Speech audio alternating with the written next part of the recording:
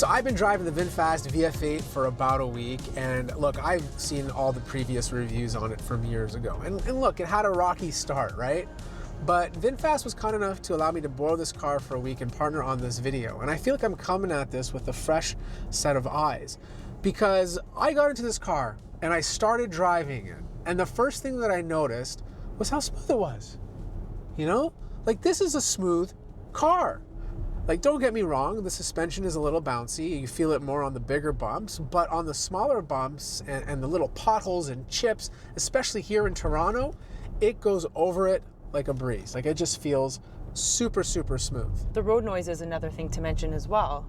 Yeah, like, road noise is good in this car. It's not super loud. I took this on the highway.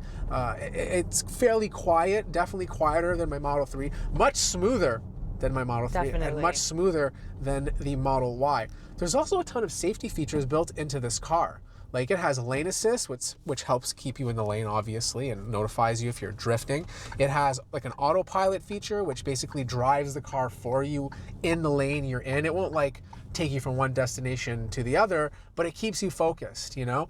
And I remember coming back, picking up the car, getting on the highway, and coming back home with it, and I got a little too close to the car in front of me, like I was closing the gap a bit too quick, and the car started to beep, warning me that I was about to hit the person in front of me. So like, having those little things just makes the drive safer. The other thing I like is the heads-up display. Some other electric vehicles usually just have the main screen in the middle, and then you have nothing in front of you. Right. This gives you the opportunity to see how fast you're going, to see your battery on the car, to see the lane assist feature right in front of you all the time. So Andrea, the big question, there's two models, the Eco and the Plus. Tell me about them. So this is the Plus model, and we have about 390 kilometers on a full charge, which is pretty sufficient. You say it's not enough, but I think it's, you know, especially when we're driving in the city most of the time, it's great. And you can go on small road trips with that amount of kilometers as well. We have 457 pound-feet of torque. You can go from 0 to 100 in about 5.5 seconds. It's not bad, actually. It's pretty quick. No, and like, it's great. The thing that I noticed about this car is it's a crossover, right? Mm-hmm. And it doesn't sit super high. It actually sits lower to the ground. So when you're turning, it feels like you're snugging the road. Whereas other like Snugging the road? Snugging. What does that even mean? It means you're snuggling with the road. It means like Snugging the road. You're not having that like drift or that like turnover. Other bigger SUVs. Gripping the road? Yeah, gripping the road. That's what I meant to say. Gripping the road, snugging the road. With other SUVs, like when you turn the car on certain turns, like you can feel the roll. Mm-hmm. You don't feel it with this. This feels like you can like actually go fast with this car, and it feels good to turn with it, which is something you can't say about other crossovers. It is a pretty powerful car, 402 horsepower. Yeah, that's fast enough, you know. And it has 350 horsepower for the Eco. So if you want the Plus model, you're getting a lot more power. With the Plus model, though, you're also getting a little less range. Right. So with the Eco, you're getting about 425 kilometers on a full charge. So it's a bit more. But there's also two models in the Plus model. There's one that has 260 kilowatts of power, mm-hmm. which gets you even less range. And then if you pay $1,500 more, you get 300 kilowatts of power, but you get a bit more range and more speed. So that's the one we have here, the most. Yeah. And like, the crazy thing is, like, even this all spec'd out, it's still in the low 60s. Yeah, which is really amazing. Crazy. And that's before the incentive. That's before the incentive. So all in, you're looking at like $56,000, $57,000 for the most expensive VinFast VF8, which is just a superb deal. And I think that's their motto, right? Like they create these more affordable electric SUVs that feel premium at the same time. Mm-hmm. But we did have one little quirk.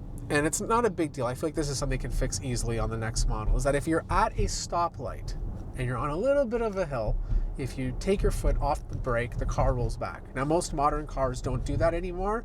It'd be nice if they implemented an auto hold feature so that doesn't happen. Right. But it's just something to keep in mind while you're driving and something you need to get used to. Yeah, and I thought once you take creep mode off, it wouldn't do that, but it still did that at the red light. The front of the car continues that curved look. You have the VinFast logo in the middle, some lights spanning off to both sides. But the good news is you have a frunk. So you have some extra storage in the front. You can open it up from inside the car, and it has two pistons that are very sturdy to keep it open all the way. Now this is a little bit different because everything is compartmentalized, okay? You have a big space in the middle where you can put a couple of bags, and you have a couple of smaller sections on the left and right hand side. So the side of the car has a nice curvaceous look. I like the way it slopes down in the back. It kind of reminds me of a mix between an EV6 and the Ford Mach-E. To get into the car, it's very simple. You just walk up to your handle. You can't just pull it to open, okay? You have two options. You either use the key fob that comes with the car, or you push the button on here. Now, once you push this button, it unlocks all the doors at once. You can't manually open them one at a time. Charging happens right over here. This opens up, and of course you can fast charge the car by removing this.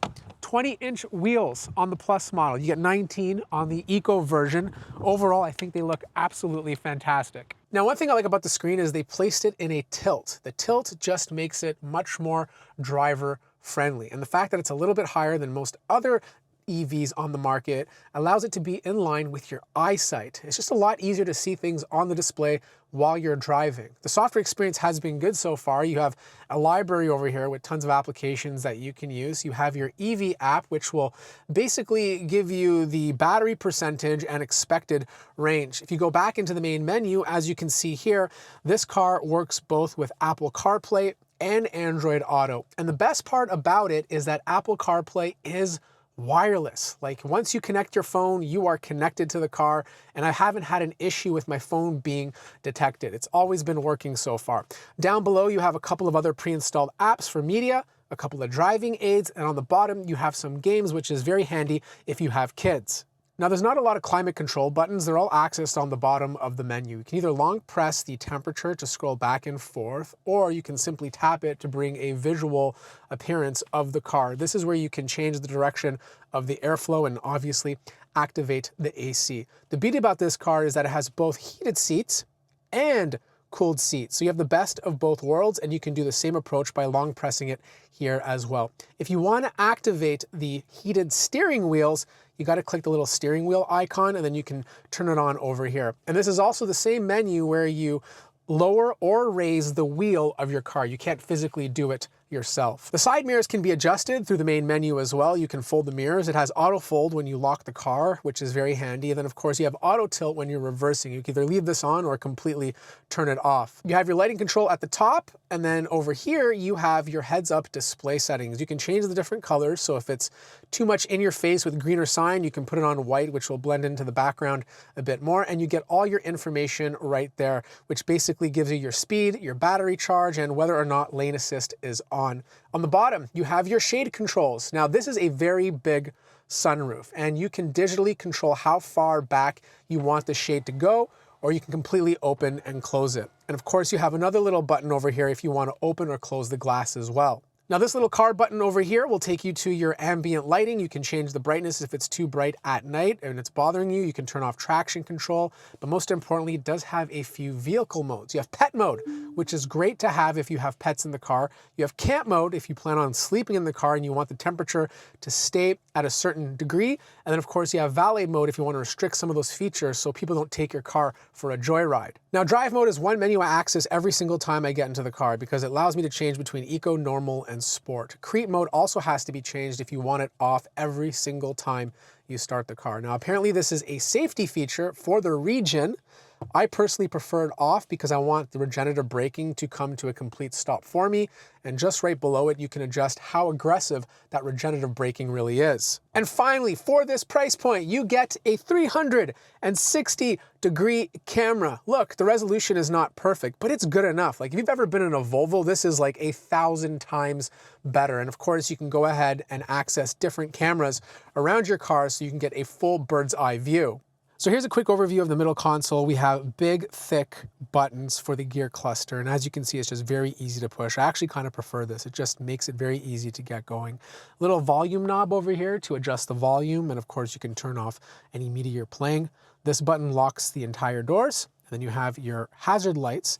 In front of it, you have two cup holders. This one sits a little bit deeper for a longer cup.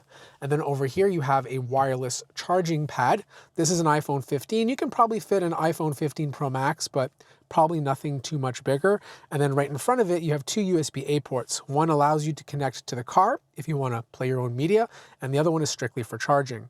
All right, the back seat of the car, lots of space, okay? My kids love it back here. They have tons of space for their feet. The best part about it is you have 3 USB ports, 2 USB-A, and a 90-watt USB Type-C port. You can charge a MacBook with that, a laptop with that, which is absolutely fantastic. You have some storage space on both sides to put your knickknacks. The seats are nice and comfortable. You do have a little bit of a hump in the middle, so the third person might be a little bit uncomfortable, but there's still spaces in the corners over here to place your feet. You have an armrest directly in the middle. It's actually quite a big armrest, and the cup holders pop out, giving you 2 options to store your cups. Now, unfortunately, there's no ski hole over here, so if you want to place anything in the back, you'll just have to chuck it over.